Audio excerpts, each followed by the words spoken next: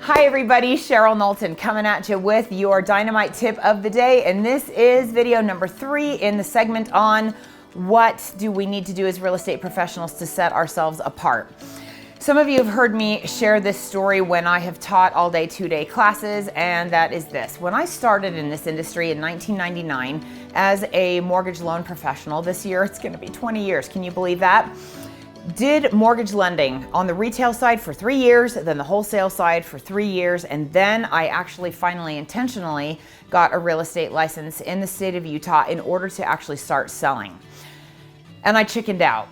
With 2 classes to go in my pre-licensing school at Stringham Schools, I was headhunted and offered a job as the inside loan officer for a Keller Williams office in Sugar House, Utah, north of here a little bit, and I took it because I thought, I don't have a book of business, I don't know how to get started as a real estate professional, I know lending, and so not only did I take that job as principal lending manager, I did actually finish my license and I got my real estate license, and I started taking continuing education courses, but it was not until I had been a real estate licensee in the state of Utah intentionally for 1 year that I actually did my first transaction as a real estate professional because I was so afraid of what I didn't know. And oddly, I was mostly afraid of the real estate purchase contract. So how do you combat that?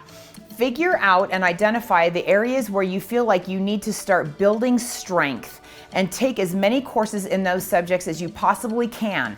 Do not fall into the trap of taking free continuing education for the sake of just getting continuing education. And don't be limited by the required 18 hours. Yes, you need 9 hours of core. Yes, you need 9 hours of elective. It can be 18 hours of core. Let that be a starting place for you, especially your first 2 years. The agents in my office when I was a broker would hit 100 hours. Now, granted, I was teaching free continuing education on a weekly basis. Object of the game, get as much education as you possibly can because it will help you to feel more confident. And if you feel more confident, you will have the desire to get on the phone more, you'll prospect more, you'll make more calls, you'll set more appointments, you'll win more appointments.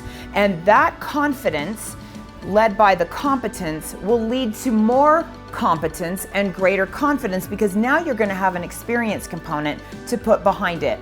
I hope that this will be a perpetual cycle for you of learning, growing, and then doing, and then lather, rinse, repeat, do it over again and over again and over again throughout your career.